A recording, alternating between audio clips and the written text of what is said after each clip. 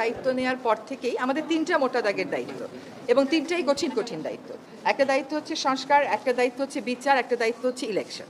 শুধুমাত্র ইলেকশন করবার জন্য তো আমরা দায়িত্বটা নিইনি, যেহেতু আরও দুটো দায়িত্ব আছে, আমরা সেগুলো আসলে পালন করতে পারছি কিনা। কারণ আমরা দায়িত্ব নেওয়ার পর থেকে যার যত রকম দাবি আছে সব দাবি নিয়ে তারা রাস্তায় বসে যাচ্ছে, রাস্তা আটকে দিচ্ছে, একদম ঢাকা শহর অচল হয়ে পড়ছে। সেই অচল অবস্থা নিরসনে আমরা কিছু করতে পারছি কিনা। তো এগুলো আলোচনা করে যেটা আমরা চিন্তা করলাম যে আমাদের এই দায়িত্বটা কিন্তু জাতীয় দায়িত্ব, এবং আমরা তো আগে থেকেই বলছি যে আমরা ক্ষমতা নেইনি, দায়িত্বে আছি। এই দায়িত্বটা পালন করা তখনই আমাদের পক্ষে সম্ভব হবে যখন আমরা সকলের সহযোগিতা পাবো। প্রত্যাশার বিষয়টা এক, আর দায়িত্বটা আসলে পালন করতে পারার বিষয়টা এক। প্রত্যাশা অনেকই থাকতে পারে, কিন্তু আমার তো একটা এনাবলিং এনভায়রনমেন্ট থাকতে হবে এই প্রত্যাশাটা পূরণ করার জন্য। তো আমরা চিন্তা করেছি যে আসলে আমরা পারছি কিনা, এই যে প্রতিবন্ধকতাগুলো হচ্ছে আমাদের এই বড় দাগের তিনটা দায়িত্ব পালন করার জন্য, এই প্রতিবন্ধকতাগুলোকে আমরা কিভাবে মোকাবেলা করব।